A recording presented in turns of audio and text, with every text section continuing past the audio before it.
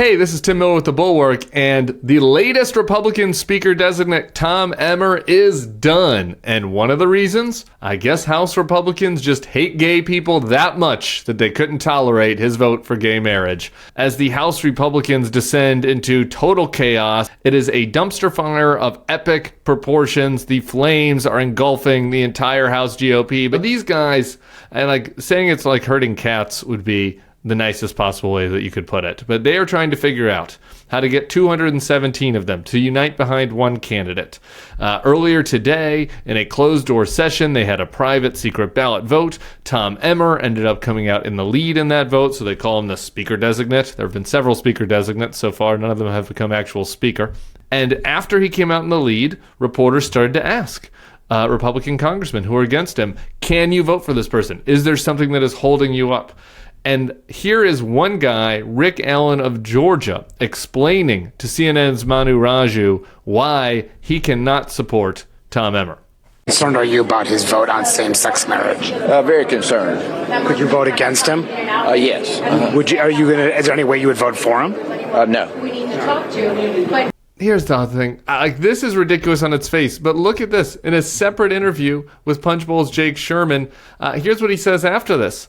He told Tom Emmer that he did not need to get right with him, Rick Allen, but that he needed to, quote, get right with Jesus, because Emmer supported gay marriage. So I guess Rick Allen is out here trying to save souls because Tom Emmer wants to make sure that, my family can exist under the law. I don't really understand what it is that us gays out here just kind of living our best lives, drinking daiquiris. I don't really know what it is about our lives that made Rick Allen decide that he needed to scuttle the latest speaker nominee in the House. But he is just so upset about homosexuals running amok, marrying the people we love, having families, that he has decided that one issue was the reason that he could not support Tom Emmer. Now, Tom Emmer lost other Republicans for other reasons. It was reported over 20 holdouts. Donald Trump, as is his habit, decided to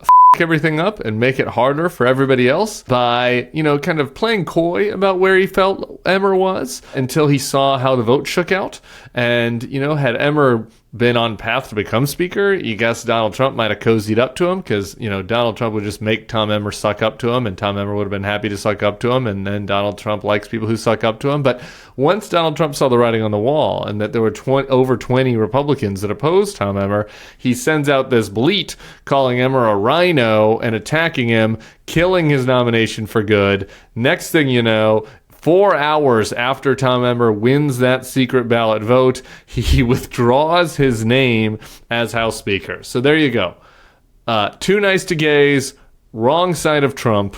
As a result, no Tom Emmer as the Speaker, and now we are back to the drawing board. As we are taping this right now, the Republicans are going back in to hold yet another secret ballot vote to try to determine who could be the next Speaker. Here's a name I want to throw out for you, Mike Johnson. He is from Louisiana. He's a fellow Louisiana resident. Not somebody you might have heard of, just kind of a typical-looking white guy. But here's the one thing that you need to know about Mike Johnson. He was, quote, the most important architect of the Electoral College objections in the House. That's right. That is a quote from the New York Times back in 2022. He was engineering the lawsuits and then the election challenge from inside the House. So, he might not have been the guy on Fox News screaming about it. He might not have been, like Kraken lady Sidney Powell or Jenna Ellis, who both had to plead guilty today to their involvement in the effort to overturn the 2020 election. But at least as far as organizing the House's effort to vote against codifying, certifying the 2020 election results, it was Mike Johnson who was one of the leaders of that. He's the guy they might be looking to next. Good news for Rick Allen. Mike Johnson voted against gay marriage. He voted against codifying the Supreme Court gay marriage ruling. So he wanted to make sure that a future Supreme Court could annul my healthy marriage. I appreciate that, Mike Johnson, you asshole. But that's good news for Rick Allen. So Mike Johnson will have that vote. The problem for Mike is just the problem as it's been for all of these other guys.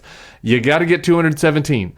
That's everybody by about 4 or 5. Maybe it'll be him. Maybe it'll be somebody else. Maybe it'll be nobody. Who needs a speaker? It's not like anything important's going on. That is it from what's happening today. Just wanted to make sure you heard out of the 3 weeks of preposterousness, of ridiculousness, of absurdity in the House. We've heard a lot of reasons why House members had opposed a certain candidate for Speaker.